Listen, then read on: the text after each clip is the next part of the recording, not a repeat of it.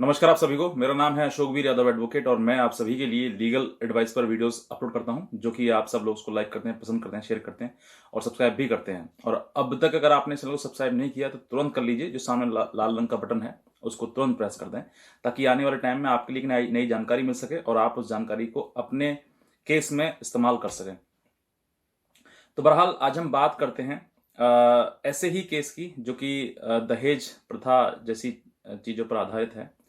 और ये कॉमन सवाल है जो हमसे पूछा जाता है कि सर, जो सेक्शन 498A यानी कि दहेज प्रथा का जो हम पर केस लगा दिया गया है, उसमें आगे क्या होगा? मतलब आगे क्या सजा होगी? क्या उसमें हम बरी होंगे या फिर क्या हो सकता है? ये आप बताएं।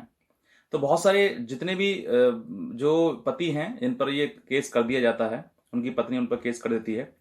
उसके बाद सबसे पहले जो प्रश्न दिमाग में आता है वो यही है, क्योंकि बेचैनी तो बहुत ज़्यादा हो जाती है, परेशान तो बहुत ज़्यादा हो जाता है व्यक्ति। लेकिन उसके बाद जो है वो एक सवाल आता है कि अब ये क्या होगा? अब आने वाले टाइम में क्या होगा? अब क्या पुलिस मुझे उठा के ले जाएगी? अब क्या पुलिस मुझे जेल में भेज देगी? अब क्या-क्या होने वाला है? तो ये पूरा जो दहेज प्रथा, मतलब जो सेक्शन 498 ए आईपीसी में 323 504 506 3/4 डीबी एक्ट, ये जो इसमें लगाते हैं, इसके बाद जो आपके ऊपर एफआईआर दर्ज होती है वो आपकी हालात क्या हो जाते हैं ये सिर्फ आप ही समझ सकते हैं। एक पति ही समझ सकता है कि उसके ऊपर कितने बड़ा भारी बोझ हो जाता है, वो मेंटली कितना टॉर्चर हो जाता है, कितना परेशान हो जाता है वो और उसका परिवार। तो आज मैं आपको वही बताऊंगा। एक ये मोटिवेशनल वीडियो होने वाली है। अगर आप पति हैं और आपके ऊपर ऐसा कोई केस हो गया है, तो आप जरूर इस वीडियो को अंत तक जरूर देखें, ताकि आप खुद को सेल्फ सेल्फ मोटिवेट भी हो सकें और अपने जो सच्चाई है, जो 498 ए की केस की सच्चाई है, उसको भी जान सकें। क्योंकि आप सच्चाई को जानेंगे तभी आप खुद को लड़ने के लिए स्ट्रांग बनाएंगे और खुद को एक ताकतवर व्यक्ति बनाकर उससे लड़ सकेंगे। वरना इसमें फंसने के बाद, मतलब जब ये केस हो जाता है, तो बहुत पति ऐसे हैं जिन्होंने मरने की सोच ली है और कुछ ने अपना जीवन समाप्त कर ही लिया है। तो ऐसे आपको बिल्कुल धारणा मन में नहीं रखनी है, ऐसा बिल्कुल भी आपको नहीं सोचना है। क्योंकि आप ऐसा सोचेंगे तो फिर आपके बाद आपके परिवार का क्या होगा? आपके मदर, फादर, ब्रदर, सिस्टर जो भी हैं आपके घर में हैं, उन सब का क्या होगा? क्या आपकी माँ ने आपके लिए इसीलिए जन्म दिया था कि कल को बेटा मेरा जवान होगा और शादी होगी, उसके बाद वो अपने आप को खत्म कर लेगा? इसीलिए किया था क्या? आप ऐसा बिल्कुल भी ना सोचें, ये दिमाग में बिल्कुल ना डालना। जिसने आपके साथ गलत किया है, ईश्वर उसके साथ गलत करेगा। और मैं तो कहता हूं कि आप भी उसके साथ में गलत करें, जितना हो सकता है उतना करें, क्योंकि जब उसने आपको नहीं बख्शा है तो आप भी क्यों बख्शते हैं उसको? तो आज मैं आपको यही चीज बताऊंगा कि जो 498 का केस है, यानी कि दहेज का जो केस है, वो आपके ऊपर क्या क्या कर सकता है, ज्यादा से ज्यादा क्या हो सकता है। क्योंकि ज्यादा से ज्यादा पॉसिबिलिटी अगर आप सोच के चलेंगे तो छोटा मोटा आप पे असर नहीं करेगा। यानी कि मैक्सिमम ये सोच लीजिए कि मैं जेल चला जाऊंगा, कोई बात नहीं है, ठीक है, इसने मेरे साथ में गलत किया है, कि मैं इसके गलत के साथ में कॉम्प्रोमाइज नहीं करूंगा। तो आप जब ज्यादा से ज्यादा सोच लेंगे तो आपको छोटे मोटी चीजों से फर्क ही नहीं पड़ेगा। मैक्सिमम सोच लीजिए, जेल जाना है चले जाएंगे, कुछ भी हो जाए, जो होना है हो जाए, लेकिन हम अब इस चीज के गलत के साथ में कॉम्प्रोमाइज नहीं करेंगे। अगर आपके साथ वाकई गलत हुआ है पति के साथ में तो, और आप जब आपके साथ गलत हुआ है और उस चीज के लिए आप किसी प्रकार से डर रहे हैं, घबरा रहे हैं, परेशान हो रहे हैं, तो परेशान बिल्कुल मत होना। लड़िएगा। गलत का विरोध करना बहुत जरूरी है। अगर गलत का विरोध नहीं करोगे तो फिर आप अपनी लाइफ अपने आप खराब करेंगे। अपने साथ साथ में अगर पत्नी आपकी बहुत ज्यादा क्रूर है, जिसका व्यवहार आपके माता पिता के प्रति बहुत गलत है, आपके प्रति बहुत गलत है, आपके रिश्तेदारों के प्रति बहुत गलत है, तो फिर आप आने वाले समय में किस तरीके की आप उम्मीद कर सकते हैं ऐसी पत्नी से, जो कि आपके हर प्रकार से आपके साथ में गलत कर रही है? और जो 498 ए यानी कि दहेज का मुकदमा कर दिया, वो कौन सा सच है? आप उठाकर देख लीजिए। 99% जो केसेस हैं, वो केसेस की जो जो आपकी जो कंप्लेंट होती है उसमें झूठ लिखा होता है।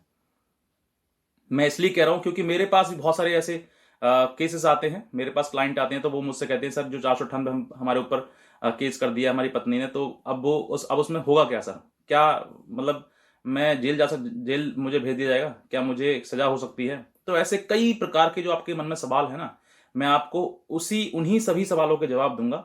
और आपका जो आपका आज आपका मेंटल जो जो पीस है जो किसी ने छीन लिया है, यानी कि जिसकी वजह से आप बहुत ज़्यादा परेशान हैं, ना ही तो आप अपनी जॉब पे ध्यान दे रहे हैं, ना ही तो अपने ऊपर ध्यान दे रहे हैं, ना परिवार पे ध्यान दे रहे हैं। बस मन में एक सवाल आ रहा है, मन में प्रश्न आ रहा है कि अब हमको क्या करना है? क्या इसमें फँस के अब हमें अपनी जान भी गँवानी चाहिए या नहीं चाहिए? क्योंकि हर पति जो है वो इतना मेंटली स्ट्रांग नहीं होता है, क्योंकि उसका दिमाग, मस्तिष्क जो है उसको ब्लॉक कर देता है और लास्ट में बस यही सोचता है कि अब जीवन में कुछ बचा ही नहीं है, तो क्यों ना अपने आप को खत्म कर लिया जाए। तो ऐसा बिल्कुल भी नहीं सोचना है आपको। ऐसे समय में ज़रूरत है कि आप अपने माता-पिता, परिवार के उनके साथ में रहें, ठीक है? और ऐसे समय में ज़रूरी है कि आप स्ट्रांग बन के उन चीज़ों को सामना करें। एक ना एक दिन आपको ज़रूर उसमें मतलब विजय हासिल होगी और आप ज़रूर सोचेंगे, विजय जीतेंगे आप, और आपके जो खिलाफ जिसने भी गलत किया है, उसको ज़रूर सज़ा मिलेगी। तो आप अपने आप से मायूस ना हो बिल्कुल भी। जो हुआ अब उसको फाइट करिएगा। अब मैं आपको बताता हूं, लेकिन इससे पहले मैं आपसे ये भी कहना चाहूंगा कि अगर आप इस चैनल पर नए हैं और तो तुरंत नीचे जो लाल लाल रंग का बटन है उसको प्रेस कर दीजिए, ताकि आने वाले टाइम में जो आपके लिए अपडेट है, नई वीडियो है मेरी, वो सीधे आप तक पहुंच सके और आप किसी ना किसी बड़ी परेशानी से भी बच सकें। तो अब ये होता है कि जैसे ही 498 का मुकदमा आपके ऊपर दर्ज हो जाता है, कॉमन सी बात है, बहुत सारे पति हैं जिनके ऊपर दर्ज हो गया है। दर्ज होने के बाद जो पत्नी है वो अपना मतलब अपने जो भी इन्वेस्टिगेशन में, जांच में जो भी चीज़ें हैं वो देती है, और वो जो पत्नी है अपने आप को बहुत ज़्यादा ऊपर समझती है कि अब तो मेरी एफआईआर हो गई, अब इनको जेल जाना पड़ेगा। अब ये जो जिन्होंने परिवार हैं, जिनके सास ससुर वगैरह हैं, सबको जेल जाना पड़ेगा। अब मैं मतलब उसको मतलब एक अच्छी सी मतलब उसके अंदर फील आता है कि अब अच्छा हुआ, भला हुआ। लेकिन वो ये भूल जाती है कि जितना परेशान तूने इस परिवार को किया है, पति के परिवार को किया है, उतना तुझे भी होना पड़ेगा, आज न तो कल होना पड़ेगा। तो ये चीजें, आप इन सब चीजों को ना सोचें कि मेरे पर मुकदमा हो गया, हाय मैं क्या करूं, हाय मैं क्या करूं, मेरा परिवार फंस गया, हाय मैं क्या करूं। बिल्कुल परेशान मत होइएगा। हो रहा है, होने दीजिए। आप मैक्सिमम सोच लीजिए कि मुझे जेल हो जाएगी ना, आप ये सोच लीजिए। जेल से डरने की आवश्यकता नहीं है बिल्कुल भी। पहली बात तो होती ही नहीं है, अगर हो भी जाती है तो मैं मैक्सिमम आपको बता रहा हूं, मैक्सिमम पॉसिबिलिटी क्या हो सकती है कि जेल चले जाओगे। तो आप क्या, बहुत बहुत अरबपति, खरबपति, बिजनेसमैन और बहुत रेस्पेक्टेड लोग जो हैं जो जेल चले गए। आपने नाम भी सुना होगा, बहुत नेता हैं जो जेल में हैं आज, बहुत बड़े बड़े अमीर हैं वो, उनकी बहुत समाज में इज्जत है, वो भी जेल में हैं आज। और वो तो किसी ना किसी करनी की वजह से जेल में है। आपने तो कुछ ऐसा किया भी नहीं। अगर आपने कुछ ऐसा किया होता तो आपको पछतावा भी होता कि हाँ मैंने किया है, अब मुझे मेरे साथ में जो गलत हो रहा है वो इसी वजह से हो रहा है क्योंकि मैंने गलत किया। जब आपने ही गलत नहीं किया तो फिर आप इस बात का पछतावा क्यों कर रहे हैं? ये मैक्सिमम पॉसिबिलिटी बता रहा हूं आपके लिए। हालांकि होता नहीं है ऐसा, जेल का मतलब ये नहीं है कुछ भी। फैमिली डिस्प्यूट है, लड़ाई झगड़ा आपस में है, हर परिवार में होता है। ऐसा कौन सा परिवार है जिसमें पत्नी नहीं है, या फिर ऐसा कौन सा परिवार है जिसमें पति पत्नी में झगड़ा नहीं होता है? सब में होता है, लेकिन कुछ क्रूर पत्नियां होती हैं जो कि अपनी गलती की वजह से दूसरे को नीचे दिखाना चाहती हैं, दूसरे को परेशान करना चाहती हैं, जिसकी वजह से वो पति और पति का परिवार पूरा परेशान होता है।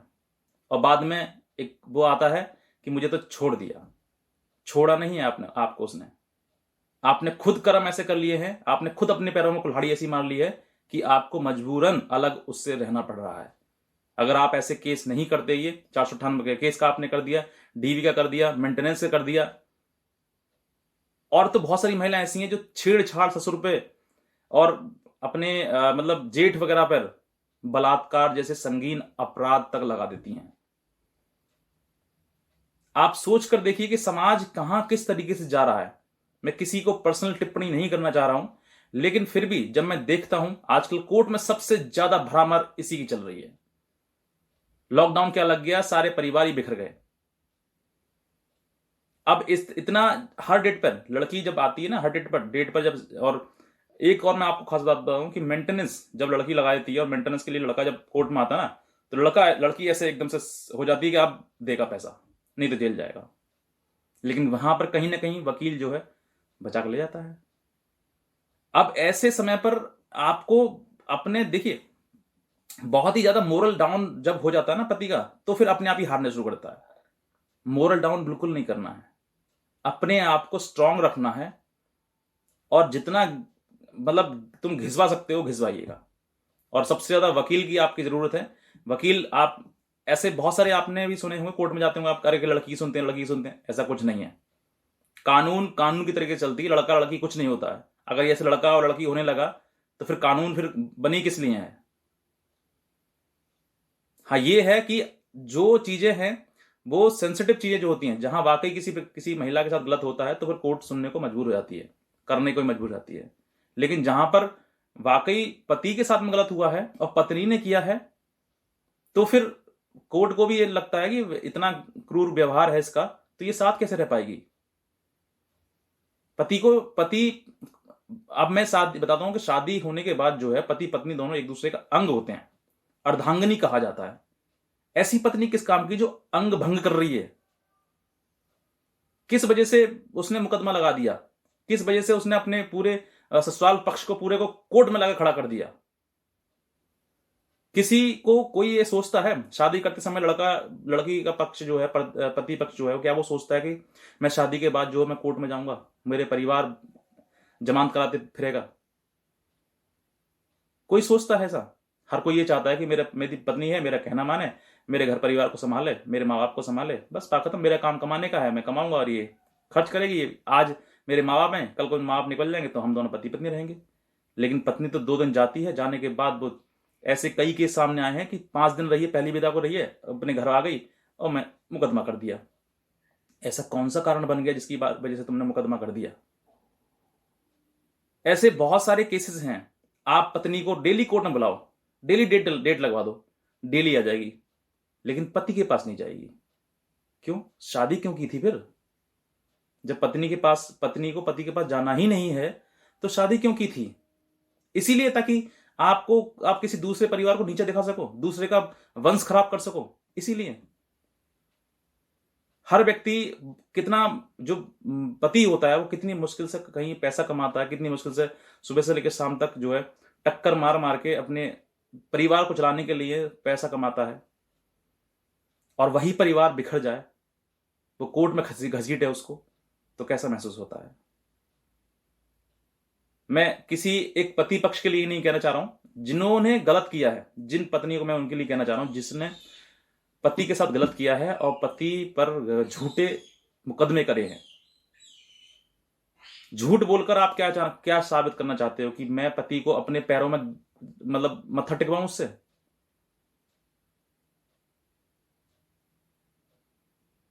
इतना क्रूर व्यवहार, इतना कि कोर्ट पूरा भरा पड़ा है, हर जगह देखो महिलाएं महिलाएं महिलाएं महिलाएं। क्या हो गया समझ नहीं आती समाज को। थोड़ी सी भी सहनशीलता नहीं है कि जितना कि परिवार को चलाने के लिए थोड़ा बहुत सहन कर लें।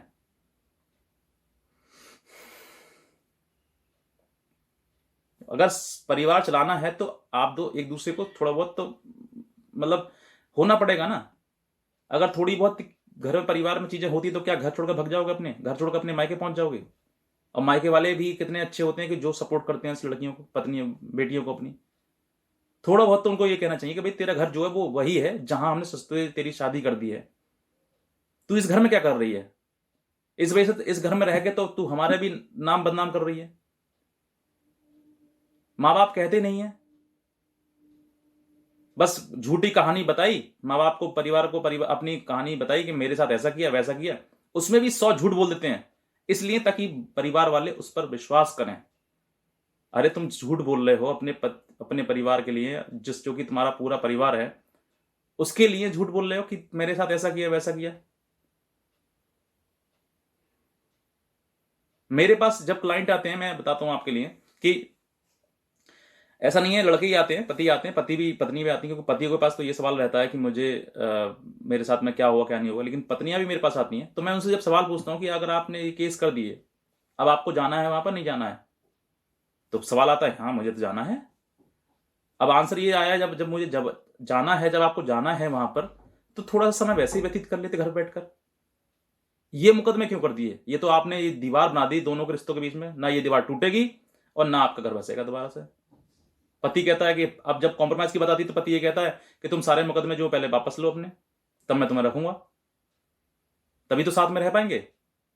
पत्नी कहती है कि तुम अपने मुकदमे लो साल पहले से, तो कोई वापस लेता नहीं है। ऐसे चलते जाते हैं, साल 2 साल 10 साल 20 साल बीत जाते हैं, जिसमें कि तुम्हारे 20 साल अगर बीत गए तो एक बच्चे मतलब जन्म से लेकर जवान 20 साल का हो जाएगा वो, और तुम घिस रहे हो आज तक कोर्ट में। चलते रहो, जीवन बीत जाएगा, पूरा जीवन गुजर जाएगा, खत्म हो जाएगा पूरी लाइफ तुम्हारी, लेकिन तुम कभी भी ये नहीं कर पाओगे कि सोचोगे भी कि ये केस खत्म हो जाए। केस तो दोनों को बंद ही करना पड़ेगा। और रही बात 498 की, आपने केस कर दिया, आपकी नाक बहुत ऊंची हो गई, बहुत आपने सम्मान कमा लिया समाज में, क्योंकि आपने अपने पति पर केस कर दिया, पति के परिवार वालों को जेल भिजवाने की कोशिश कर ली पूरी, बहुत सम्मान हो गई। लेकिन पत्नियों के लिए भी मैं आप ये कहना चाहूंगा कि किसी प्रकार की डरने की आवश्यकता नहीं है बिल्कुल भी। 498 में मैक्सिमम सजा जो है मैक्सिमम 7 ईयर्स है, 7 साल। और 7 साल ये ना समझेगा अरे 7 साल की सजा हो जाएगी मुझे, तो बिल्कुल भी नहीं। जब ट्रायल कंक्लूड होता है ना, पूरा ट्रायल लड़ने के बाद कई साल चलता है मुकदमा, कोई इतना आसान काम नहीं है कि आज कोर्ट में गए कल को सजा करा दी, कई साल चलता है। और उसमें भी अगर आपने कहीं पर जाके हाई कोर्ट की सहायता ले ली या सेशन कोर्ट की सहायता ले ली, आपने हेल्प ले ली, तो 20 साल क्या कई साल गुजर जाते हैं। तो लड़की घिस के कोर्ट जाते जाते पैर घिस जाएंगे।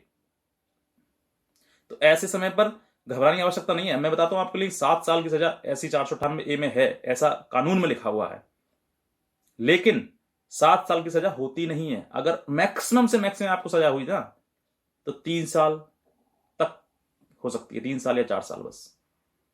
अगर बहुत ज्यादा क्रूअल्टी ग्राउंड पर आपने सब कुछ मेडिकल वगैरह है, लड़की ने बहुत गलत की, लड़की के साथ में गलत किया है, आपने किसी प्रकार से सब जगह से मतलब आपके विपक्ष में जाता है कुछ, तब और उसमें भी आपको हैंड टू हैंड मतलब बेल मिल जाती है। बेल का मतलब अगर आप पीवी भर देंगे, पर्सनल बॉन्ड भर देंगे ना, तो उसके आधार पर भी आपको समय दे दिया जाएगा कि आप कल या परसों लाकर अपनी जमानत दे दें, और जमानत के आधार पर आपको वहां पर छोड़ दिया जाएगा। और फिर उसके बाद जो है आप उस जो सजा हुई है आपके लिए, उसको आप अपील कर सकते हैं हाई कोर्ट में, और अपील होते ही कितने साल आपके जीवन गुजर जाएगा, लेकिन अपील चलती रहेगी। तो ये घबराने की आवश्यकता नहीं है। ये तो ये है, मैं आपको बता देता हूं आपको यहाँ पर। हालांकि यहां तक तो सब छोड़ जाते हैं, साथ छोड़ जाते हैं, पत्नी के घर वाले, घर की तरफ से माँ बाप भी चले जाते हैं, चल बसे होती है जब तक, पति घर से भी माँ बाप चल बसे होते हैं, जिनका मुकदमा में नाम लिखवाया वो सब चल बस जाते हैं। तो रह जाते हैं दोनों पति पत्नी ही, वही दोनों घिसते रहते हैं जीवन भर। यहां पर मैंने मैक्सिमम बताया आपके लिए। अगर तुरंत ही केस आपको होता है, अगर केस आप हो भी गया, और केस होने के बाद आप ये सोचो कि तो मुझे जेल जाना है, बिल्कुल मत सोचिएगा जेल जाने का। बहुत ही मतलब कहने का मतलब कि बहुत ही कम सर्कमस्टांसेस ऐसे होते हैं जिसमें कि लड़का जेल चला जाता है, वो भी किसी न किसी वजह से, वो गलती से अपनी, वरना जाने की आवश्यकता नहीं होती है। और जले भी जाता है तो 8-10 दिन में उसकी जमानत हो जाती है, फट से वो बाहर आता है। तो 10 दिन भी नहीं झेल सकते क्या?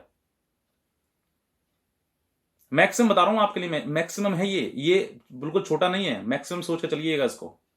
छोटी मोटी चीजें तो आप झेली जाओगे, जब बड़ा सोच लोगे तो छोटा मोटा तो आप यूं ही निकाल के चले जाओगे। तो किसी प्रकार से आपको, अगर आपके ऊपर केस हो गया है, तो आपको घबराने की बिल्कुल आवश्यकता नहीं है। तो आप कह रहे हो सर आप कह रहे हो कि मैं बता रहा हूं, मुझे अनुभव है, मैं डेली लड़ता हूं ये केसेस, और बहुत बहुत सारे ऐसे परिवार हैं जो बाद में लड़ लड़ा के आपस में समझौता कर लेते हैं, बात खत्म हो जाती है। अगर समझौता नहीं करते हैं तो लड़ते रहो, कोर्ट बंद नहीं होगा आपकी वजह से। या आप सोचो कि मेरा केस अपने आप कोर्ट बंद कर देगा, लेकिन समय लगेगा बहुत ज्यादा। अब ये चीज आपको देखनी है कि मुझे क्या करना क्या नहीं करना है अपने जीवन में। लेकिन हाँ, जो पति हैं वो बिल्कुल मैं ये कहता हूं आपके लिए, और ये बात मतलब कहो तो मैं लिखित में दे सकता हूं आपके लिए, कि आप सिर्फ और सिर्फ हैरास हो सकते हैं। और हैरासमेंट होना क्या होता है? कोर्ट जाना, घूमने नहीं जाते हो आप क्या? चले जाओ कोर्ट में भी, इस बहाने कोर्ट घूमे आओगे, देखे आओ कोर्ट को भी। क्या दिक्कत आ रही है? एक जीवन में, जब जीवन में परेशानी, जीवन जन्म लिया है तो परेशानी भी थोड़ा बहुत झेले। किसी को मरने की आवश्यकता नहीं है, किसी को अपने आप को ब्लेम करने की आवश्यकता नहीं है। आप अपने आप सक्षम हैं अगर इस चीज के लिए, तो आप लड़िए, लड़ते रहिए। और जितना आप परेशान होंगे, उतना ही दूसरी पार्टी जो है वो आपको परेशान करेगी। क्योंकि इन सब का मुकदमे का जो कारण है ना, मैं आपको कॉमन सी चीज बता रहा हूँ, इन सब चीजों का जो ये दहेज प्रथा मुकदमा लगाया है और डीवी का लगाया, मेंटेनेंस का लगाया, इन तीनों केसेस का जो भी जो रिजल्ट है, जो कहने का मतलब कि जो पत्नी ने आपके ऊपर लगाया, उसका कारण सिर्फ यही है कि आप उसके पैरों में अपनी नाक रगड़ सकें, अपने आप को और अपने परिवार को उसके आगे सरेंडर कर सकें। जैसे वो कहे वैसे कर सको आप, जैसे आपको उसका परिवार कहे वैसे वो करो। जैसे लड़की कहे कि मुझे तुम्हारे माता पिता से अलग रहना है, तो तुम अलग रखो उसको। वो कहे कि तुम्हें प्रॉपर्टी जो है तुम्हारी माता पिता की, वो सारी प्रॉपर्टी मेरे नाम कराओ, तब मैं रहूंगी, तो कराओ। ये सब करने के लिए, ताकि आप किसी भी प्रकार से अपनी बात उसको कह ही नहीं सकें कि तू ये कर, नहीं करेगी तो नहीं करेगी। बस यही चीज है। और जो भी इस वीडियो को देख रहे हैं ना और पति हैं, तो आप नीचे कमेंट जरूर करें, बताएं, ताकि दूसरे लोग और भी इस चीज से समझकर दूसरे लोगों को भी एक नई शिक्षा मिल सके और समझ सकें जो पति है परेशान है बेचारे, कि वो किस तरीके की जो परेशानी है उनको झेल रहे हैं।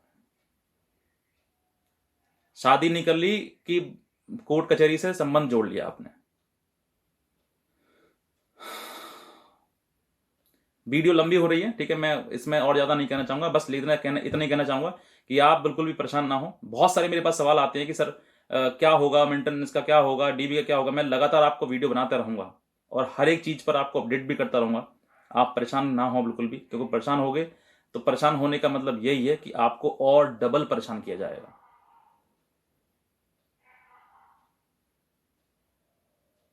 तो परेशान होने की आवश्यकता बिल्कुल भी नहीं है, बिल्कुल भी। आप जो होता है लड़िएगा, जो प्रॉब्लम है आपकी, अगर आप कुछ और भी आपको कुछ हमसे पूछना है तो आप हमारे दिए हुए नंबर पर भी संपर्क कर सकते हैं, हम हमारी एडवाइजर भी ले सकते हैं आप। और चैनल को सब्सक्राइब करिएगा ताकि नेक्स्ट जो वीडियो है वो सीधे आपके पास आ सके। अभी मैं बहुत सारी वीडियो बनाने वाला हूँ, तो उन सभी पर आपको पूरा प्रॉपर तरीके से आपको मिलेगा सॉल्यूशन उसका। तो बस मैं इतना कहना चाहूँगा, बाकी आज की वीडियो में आप सभी का बहुत बहुत धन्यवाद।